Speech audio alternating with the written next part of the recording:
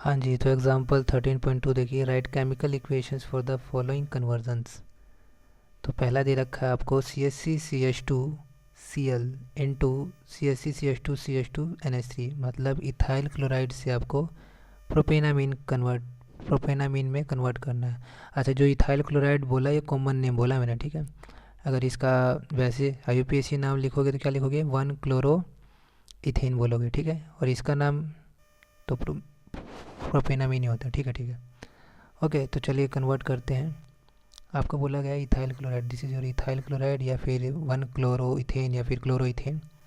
Convert करना है आपको प्रोपेनामीन में, तो ये हो गया प्रोपेनामीन, ठीक है। आपको समझ में आना चाहिए कि आपको एक कार्बन भी बढ़ाना है और नाइट्रोजन भी लेके आना है, तो कैसे कन्वर्ट करें इसको। ठीक है, तो सबसे पहले इसका रिएक्शन करा देते हैं NaCN के साथ इथेनॉलिक में, ठीक है। तो यहाँ पर SN2 मैकेनिज्म के हिसाब से ये क्लोरीन हट जाएगा और साइनाइड आ जाएगा, ठीक है। अच्छा, इस स्ट्रक्चर को मैं इस तरीके से भी लिख सकता हूँ,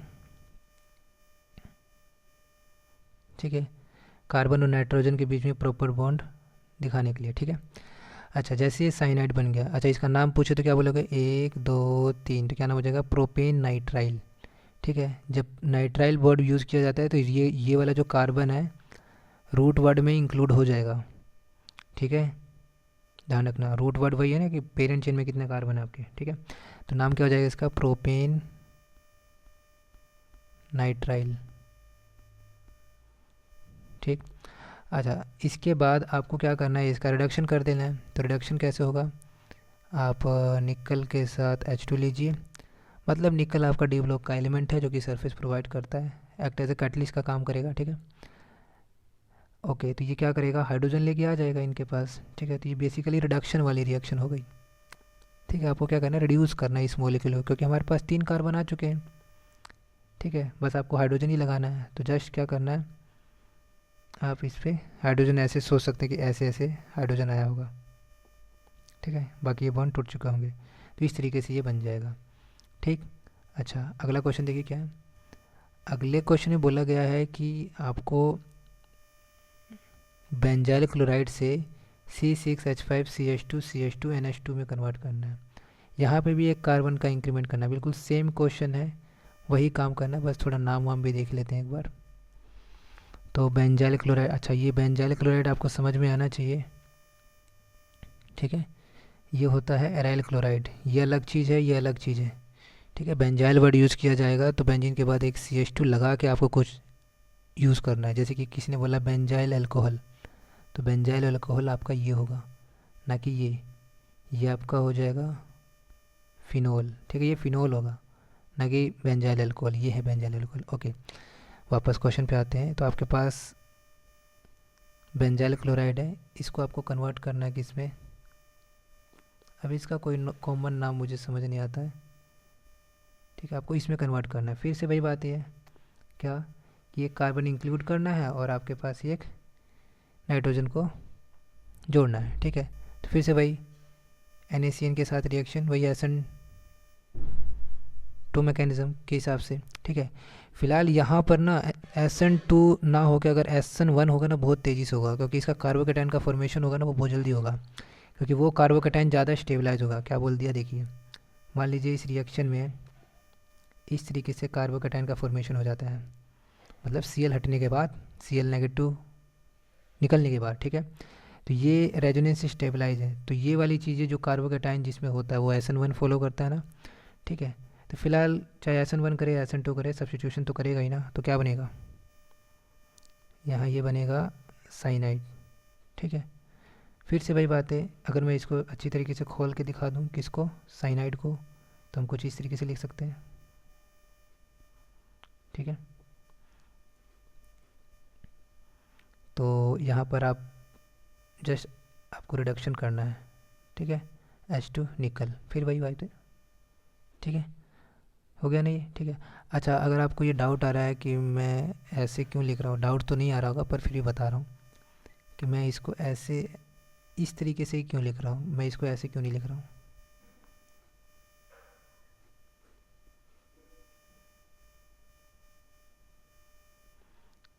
ठीक है। तो ये इसलिए नहीं लिख रहा हूँ क्योंकि ये जो कार्बन है ना ये sp2 हाइब्रिडाइज है, सॉरी sp हाइब्रिडाइज है।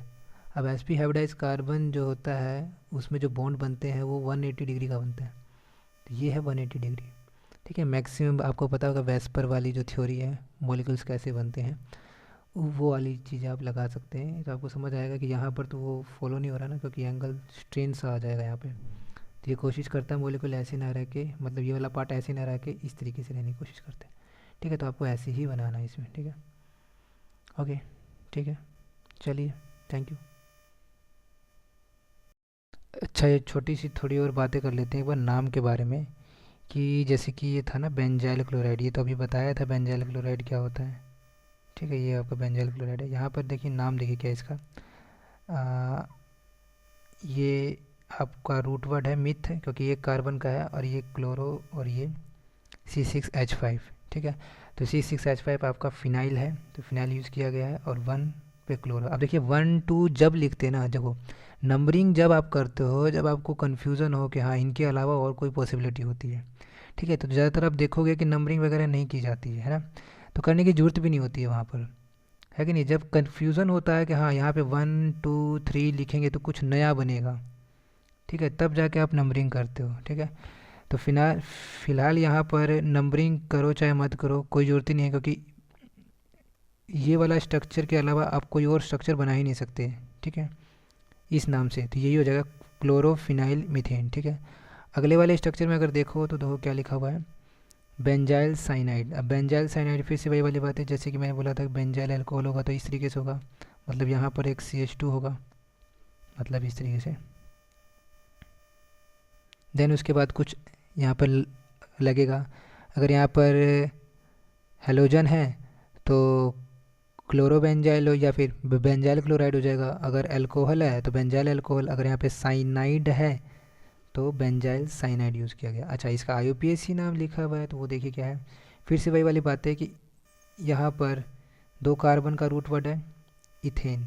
अच्छा, इसके अलावा आप और कोई स्ट्रक्चर बना ही नहीं सकते, है ना, तो आपको नंबरिंग नहीं लिखने की जरूरत है कि यहाँ पे 1 यहाँ पे 2 यहाँ पे 1 यहाँ पे 2, कोई कन्फ्यूज़न ही नहीं है यहाँ पर। ठीक है, तो इस वजह से आप नंबरिंग नहीं लिखेंगे। और क्या लिखा हुआ है यहाँ पे, फिनाइल इथेन नाइट्राइल, ये आपका सेकेंड मतलब मेन फंक्शनल ग्रुप है, ये एज अ सब्स्टिट्यूएंट एक्ट कर रहा है, और ये आपका रूट वर्ड। ठीक है, 2 कार्बन का रूट वर्ड, और एन तो जानते हैं आपका प्राइमरी सफिक्स है। ठीक है, तो इस तरीके से आपको नाम के बारे में सारी बातें पता होनी चाहिए। अच्छा, अगला जो है, अगले वाले में देखिए नंबरिंग की गई है, क्यों की गई है, क्योंकि यहाँ पे हो सकता है कि ये जो C6H5 है ये यहाँ हो, इसलिए इन्होंने स्पेसिफिक बोला है कि ये कहाँ पर है, सेकंड पोजीशन पर है। ठीक है, तो दोबारा से रूट वर्ड है यहाँ पर इथेन, अमीन तो आपका सेकेंडरी सफिक्स है। ठीक है, जो कि फंक्शन ग्रुप बताता है। अच्छा, ये आपका सब्स्टिट्यूएंट जो कि सेकेंडरी प्रीफिक्स है ना, C6H5। ठीक, तो यहाँ पे देखो नंबरिंग देना ज़रूरी है। ठीक है, और नंबरिंग कैसे किए गए, फंक्शन ग्रुप को प्रायोरिटी दी गई है। ठीक है, फंक्शन ग्रुप पहले नंबर पे आना चाहिए, देन 1 2 मतलब 1 2 और 2 पे फिनाइल। समझ में आ रही होगी बात किस तरीके से नोमेनक्लेचर किया गया है। ठीक है, धन्यवाद।